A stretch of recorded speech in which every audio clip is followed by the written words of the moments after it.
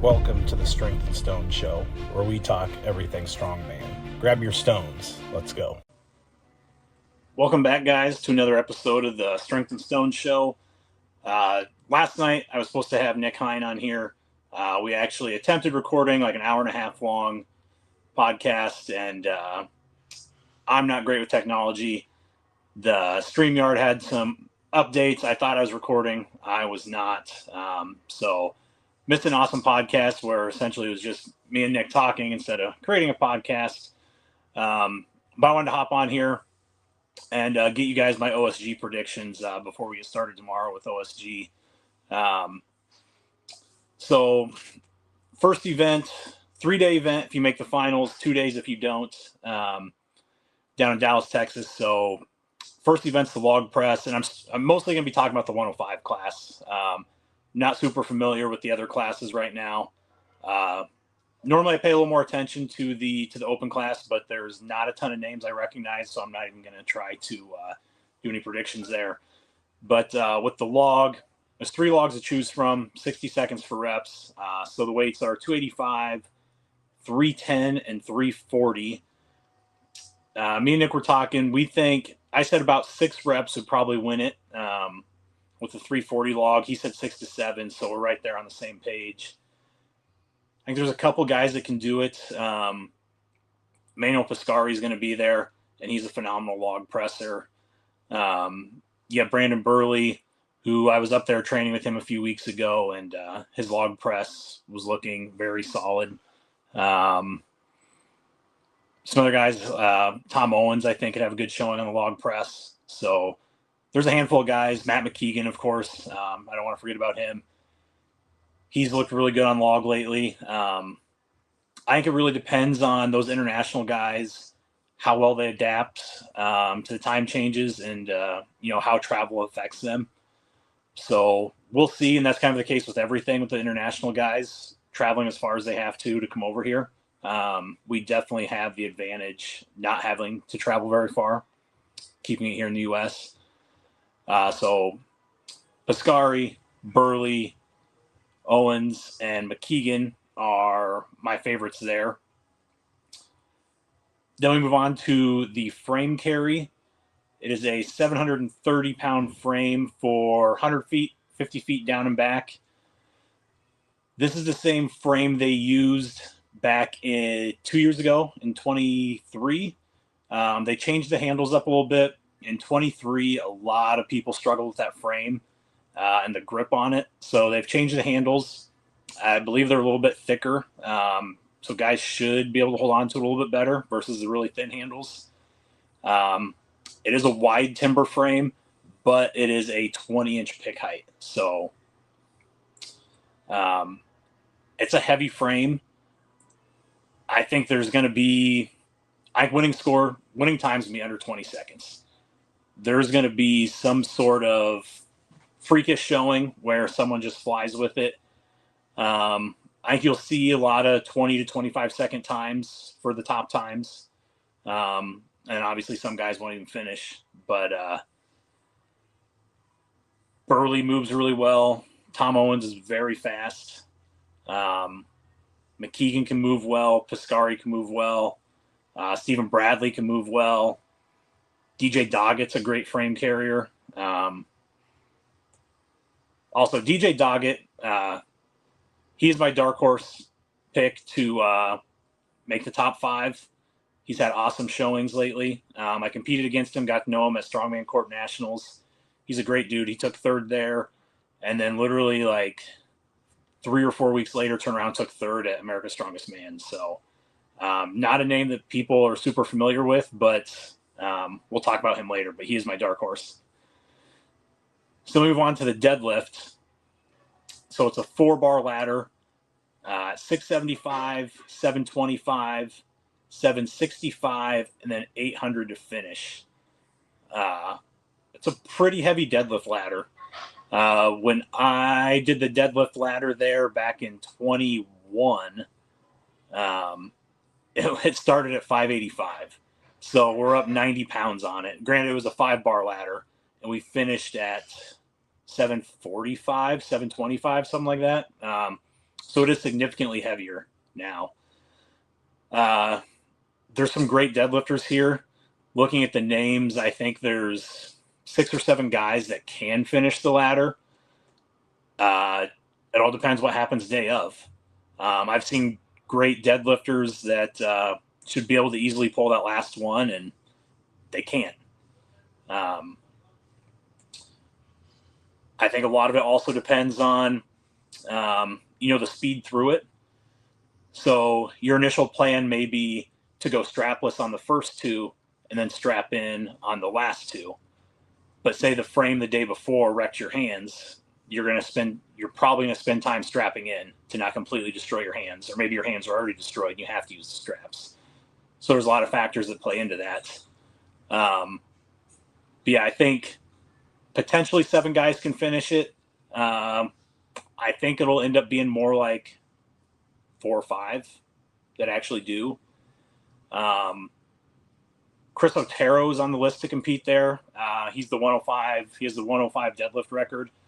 I haven't seen him post anything on Instagram since like September, so I don't know if he is competing or not. If he is, he's my favorite to win that event. I know Burley can fly through it. McKeegan shouldn't have an issue with it. Piscari should do well in it. Josh King should do well. That dude's a freakishly good deadlifter. DJ's a good deadlifter. So Stephen Bradley's a really good deadlifter. If you haven't noticed, a lot of the names are the same that I'll talk about, but those are the guys that I think are going to do really well at OSG this weekend. So that's event 1 on day 2. Event 2 on day 2 is the sandbag steeplechase. So it's a 300-pound Atlas stone bag, which you will carry loaded over a yoke, pick it up, finish another 25 feet, come back, grab a 325 sandbag, carry it 25 feet over a yoke, pick it back up 25 feet over another one to finish. The sandbag stones are a lot tougher than I would have guessed. We have a couple here at the gym, only up to like 250, and that's not bad. But the 300-pound Cerberus bag is huge. Typically for a 105, a 300-pound sandbag shouldn't be anything, just like I don't think the 325 is going to be that tough. But that 300-pound sandbag stone, I don't know the actual dimensions on it, but when I stood over it, like, it's got to be 23, 24-inch diameter, which makes a big, big difference. I think guys with long arms are going to do well. The taller guys with long limbs, this will be a good event for them.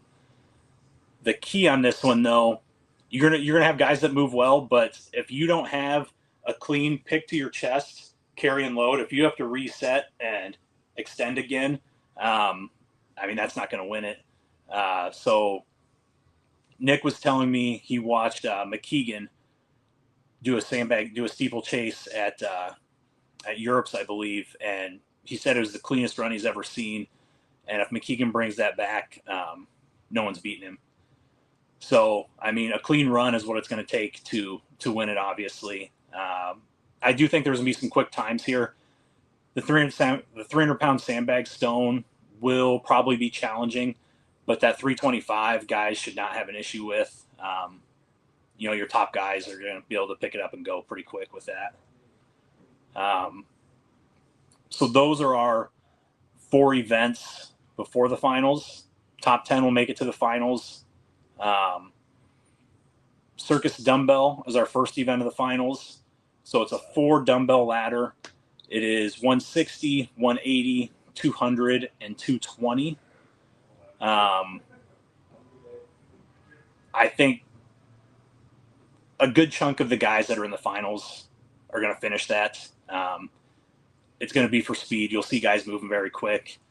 I think the best guys are going to be able to alternate maybe arms and go left arm, right arm, or at least start with their left to save their right arm a little bit, or their dominant arm, I should say. But it can be tough. That 220 is a massive circus dumbbell. It's a 14-inch bell with a 3-inch handle. So they had this same ladder in 22 when I was at OSG, and it was again in the finals, and I didn't make the finals, but I went over there and I picked up that 220 dumbbell, and I said, I'm glad I don't have to press this. It's a beast of a circus dumbbell. So if you haven't trained on it, that could definitely affect you if you're not ready for that 3-inch handle and the 14-inch bell. Going on to stones, this year they switched it up to a natural stone load, which will be interesting. It's a 5-stone load of 300, 325, 350, 375, and 400. I assume it's a 40-inch, 48-inch load for all those because that's what it said in the event. Just at 48 inches. It didn't have it descending like they normally do with a high load, dropping down to a low load. But I guess we'll see. I think this is an event where the good loaders are going to be able to load those stones, but it's all going to be about speed, not fumbling around with the stone. We don't know if they're going to let you move the stone around before you start.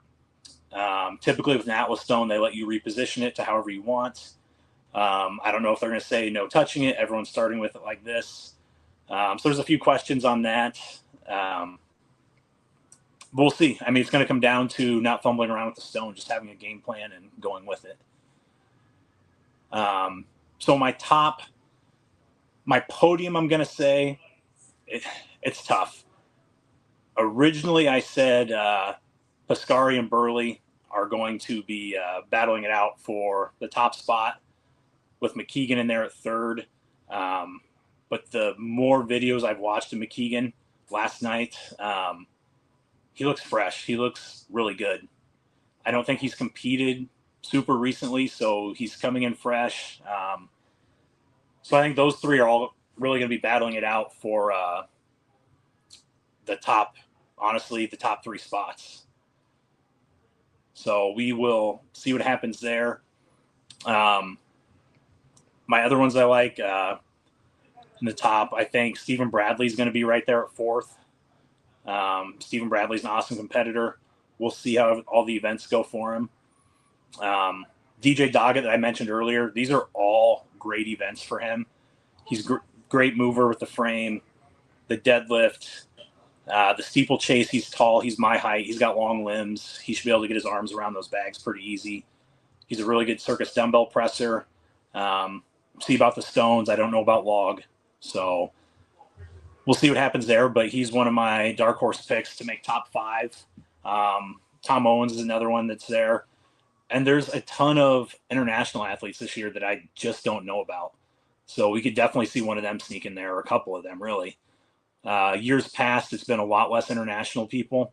But I think it's awesome this year. I didn't count up how many countries there were, but as I scrolled through, there's got to be 15 different countries. I think there's 45 athletes, so it's a big pool of athletes to pick from. So I think it'll definitely be an interesting show. For you guys out there watching, what's nice, last year, maybe year before, they switched up the format of OSG. So it used to be, if I was a 105 and I was competing, there was 2 events on day 1. We would do 1 event in the morning, 1 in the afternoon, 1 in the evening. So you were there all day. If you're trying to watch it from back home, it was not super easy because you really had to pay attention or have someone letting you know when the weight class you wanted to watch was going to be up. But they've reformatted it in recent years, and you'll be paired up with your equivalent weight class from the females. So they go, you go, they go, you go. So you knock out 2 events in about 2 hours or so. Super easy to watch as a fan or a friend, family at home. As an athlete, it makes it way better. You're not warming up, getting super amped up, then calming back down, warming up, getting amped up, back down. Just makes it way better, way easier on you as an athlete. So much better format to it this year or past couple of years. Couple fan questions that I had. I'm going to call you guys fans. One of them this was geared towards Nick, as he trains 2 guys that are competing in the 105, Stephen Bradley and Josh King. Is it tough to train your competition? So as a coach myself, I've only competed against my athletes a couple times, but one of them was at nationals. And no, it's not tough. The toughest part is you want to be there as a coach and help them, but you're there for yourself in reality. So you can't be there to handle them and help them with everything they need, but you're still there. You can talk to them. You can, you can help the best you can, but you're there for yourself. You want them to succeed. You want them to bring the best package they can. I mean, it looks good for you. You want the best for your athletes, obviously. So no, it's not tough. Like, for example, this was at nationals where I competed against one of my athletes, and it was a carry with a I'm going to forget the name of it. It's like a cylinder with a crossbar where you hook it and grab it. We didn't have one to train on, and I went before him, so I was a little hesitant picking it up. I didn't want to tip it too far forward, so I was a little slower than I should have been. But once I picked it up, it was not tough to carry. It was light, so I ran down and back with it or whatever. So I was able to go over, find my athlete, tell him, hey, don't fuck around with the pick. Just grab it and go. It's not that heavy. Doesn't feel heavy. You can move fast. Just grab it and go. So little things like that, where as a coach competing against your athlete, if you're going before them, you are still able to help them out in that sense, right? Another question I had was, what's your kryptonite at a competition? I kind of thought about it, and for me, it is going through warm-ups and then having a long break without an implement in the back to continue to warm up with. For example, at Strongman Corp Nationals this year, I was warming up on circus dumbbell. Circus dumbbell actually felt really good, better than it did in training. Hit 10 pounds under comp weight, super easy. Actually realized I forgot to pull my elbow sleeve up. So I'm like, okay, like that's a good sign. Circus dumbbell is going to go better than I thought.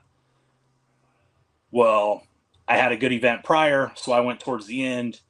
So between my last press and warm-ups to my going out on the stage was about 30 minutes.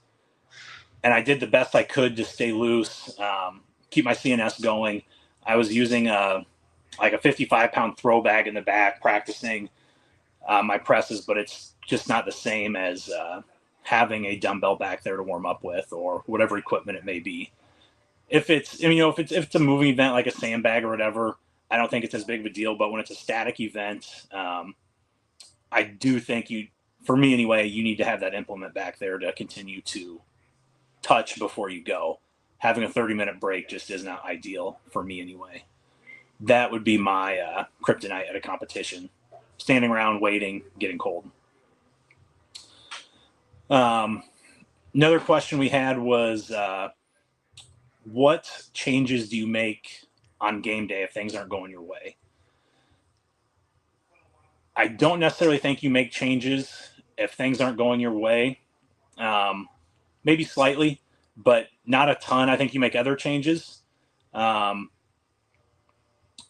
you're going to make changes when things aren't going your way, it's more of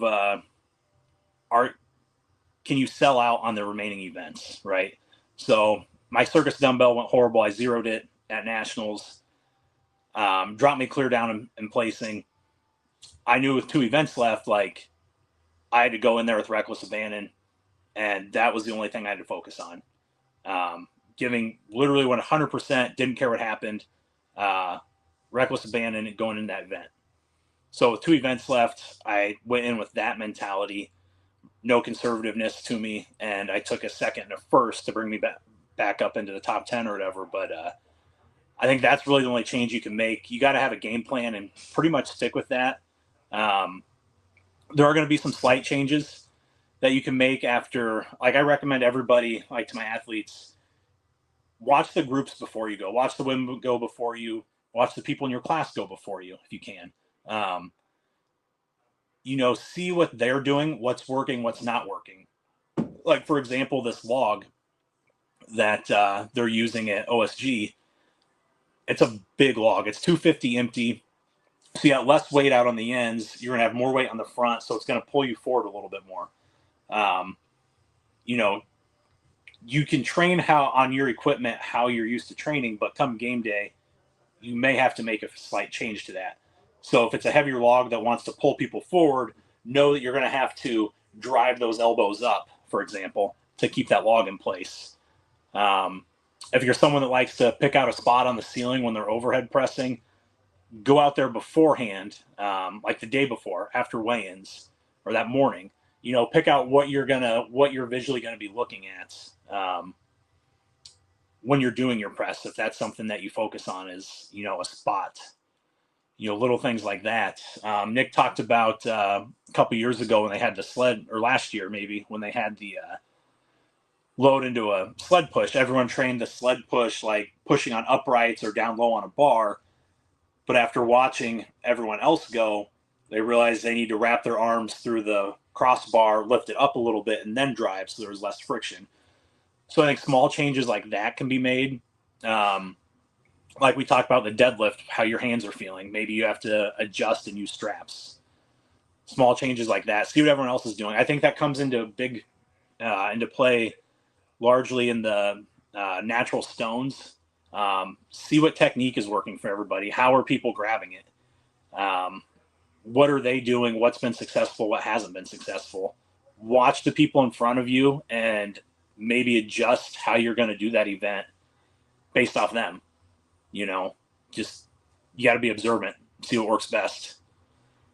What else? There was one other thing. I'm losing it here. One other thing I wanted to touch on along those lines. The floors. Floors can make a big difference. If you're used to training on turf or rubber flooring, when you get to the polished concrete, like at OSG or to Nationals, it's going to be different. So just because you used a certain set of shoes in training, I would have a backup set of shoes with you that you may have to switch to because it works better on those slick floors, So don't have in your mind, I have to do it this way. I did it this way in training. You have to be able to adapt to your surroundings and what's going to be there. That is really all I have for you guys today. I just wanted to get my OSG predictions out there before this weekend, since I didn't get them out there last night with Nick. Thank you guys for tuning in. I'll have another guest on, hopefully here after OSG. But thanks, guys.